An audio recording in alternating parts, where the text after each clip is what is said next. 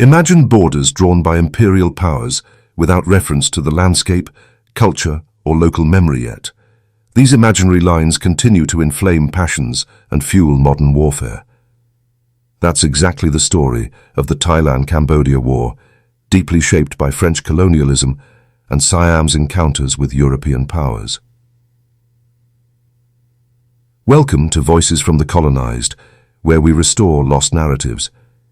If you find this valuable, like, share, and subscribe, and check the Help Us Financially link in the description to support storytelling like this.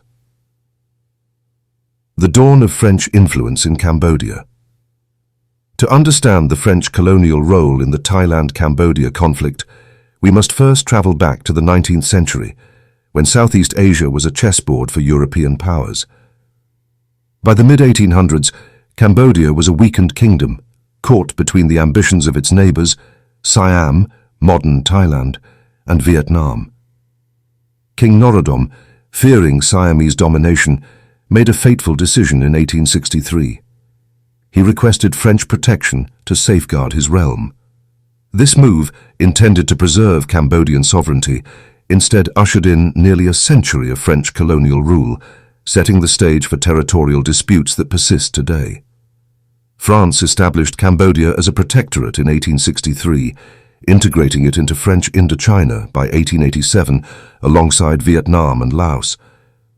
While the French promised indirect rule, preserving Cambodian institutions like the monarchy, their administration gradually tightened control. King Norodom's power was reduced to a ceremonial role, and French officials dictated major decisions, from judicial systems to economic policies. This colonial grip extended to territorial negotiations, particularly with Siam, which had long claimed suzerainty over Cambodian lands. The Franco-Siamese treaties and border disputes, the seeds of the Thailand-Cambodia conflict, were sown in the early 20th century, when French colonial cartography redrew the region's borders. In 1904, France and Siam signed a treaty agreeing that the border near the Preah Vihear temple, a stunning Khmer relic perched in the Dangrek Mountains, would follow the watershed line. However, the 1907 Franco-Siamese treaty, following a French survey, produced a map that deviated from this principle, placing Preah Vihear and its surrounding area on Cambodia's side. Siamese representatives on the Mixed Commission did not approve this map, but they also failed to conduct a competing survey or lodge a formal protest, leaving the border ambiguous. This map became a flashpoint. The French, leveraging their colonial authority, pressured Siam into ceding the northwestern provinces of Battambang, Siem Reap, and Sisophon to Cambodia in 1907, in exchange for territorial concessions elsewhere. These provinces, rich with Khmer heritage, including the iconic Angkor Wat, had been under Siamese control since the late 18th century. The French restoration of these lands to Cambodia was a cultural victory for the Khmer, but it deepened Siamese resentment, as they viewed the territories as rightfully theirs. The 1907 map's legacy is central to the modern Thailand-Cambodia conflict. While Cambodia accepted the French-drawn borders, Thailand later argued that the map was not legally binding, citing their lack of consent and the deviation from the agreed watershed line. This disagreement fueled nationalist sentiments on both sides, with Preah Vihear becoming a symbol of cultural and territorial pride. World War II and shifting territories. The Thailand-Cambodia conflict escalated during World War II when global upheavals provided an opportunity for territorial revision. In 1940, after France's fall to Nazi Germany, the Vichy French administration in Indochina faced a weakened position. Thailand, aligned with Japan, seized the moment to reclaim lost territories. The French-Thai War, December 1940–May 1941, saw Thai forces invade Cambodia, reclaiming Battambang, Siem Reap, except Siem Reap town, and Preah Vihear provinces. Japan, mediating the conflict to stabilize its regional influence, forced France to cede these territories to Thailand in 1941. However, this territorial gain was short-lived. After World War II, France regained control of Indochina and pressured Thailand to return the provinces to Cambodia in 1946. The French, struggling to maintain their colonial empire, established an autonomous zone in Battambang and Siam Reap, granting Cambodia partial control but retaining military oversight. This back and forth intensified Thai-Cambodian tensions as Thailand viewed the French-mediated border changes as an imposition, while Cambodia saw the return of these provinces as a restoration of historical rights. Cambodian nationalism and the path to independence. French colonial rule also sparked Cambodian nationalism, which indirectly fueled border tensions. In the 1930s, Cambodian intellectuals, particularly the Khmer Krom from southern Vietnam, began criticizing French policies and Vietnamese dominance in the colonial administration.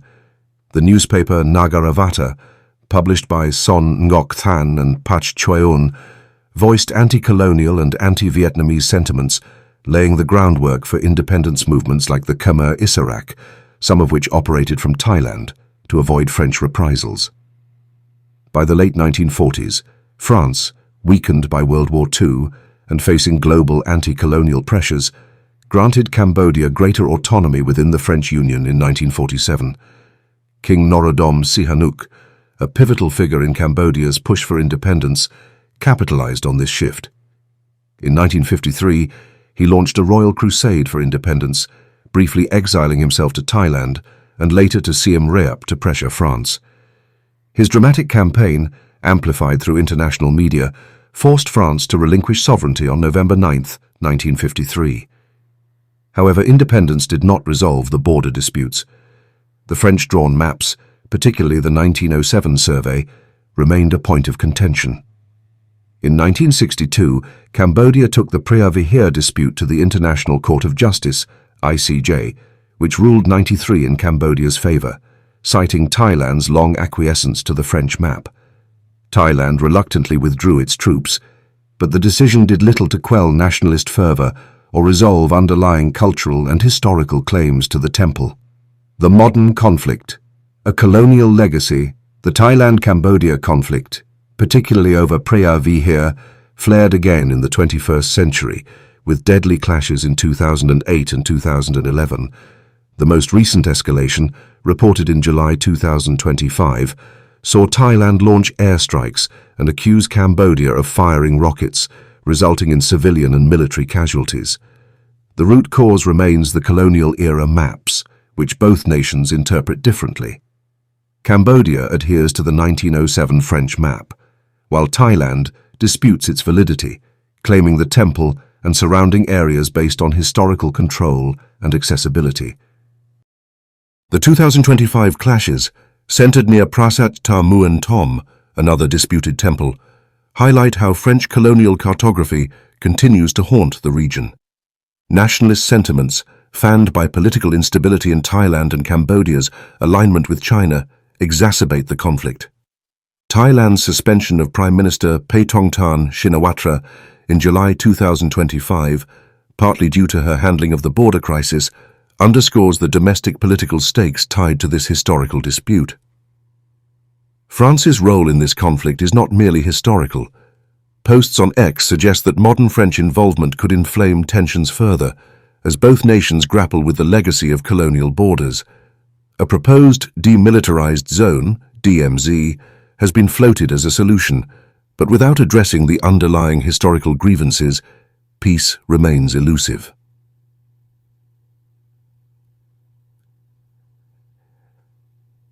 The broader impact of French colonialism beyond borders. French colonialism reshaped Cambodia's social and political landscape, contributing to the conditions for conflict. The French neglected education, favoring Vietnamese bureaucrats over Cambodians, which bred resentment and fueled nationalist movements. Their restoration of Angkor Wat, while a cultural boon, was as much about French prestige as Cambodian heritage. The infrastructure they built, roads, ports, and urban planning in Phnom Penh, strengthened Cambodia's economy, but primarily served colonial interests. The French also marginalized the Cambodian monarchy, reducing kings to figureheads and installing compliant rulers like Sisawath after Norodom's death in 1904. This manipulation sowed distrust among Cambodians, some of whom, like Sivotha in 1885, rebelled against French-backed monarchs.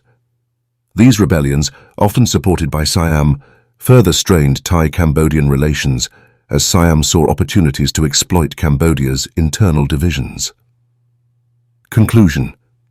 This is not just a border war. It is the echo of colonial maps and imperial arrogance. French colonialism reshaped Cambodia, while Siam's survival hinged on territorial concessions. Today's bloodshed proves those wounds never healed. If you value uncovering stories like this, please like, share, and subscribe, and check the Help Us Financially link in the description to keep voices from the colonized alive.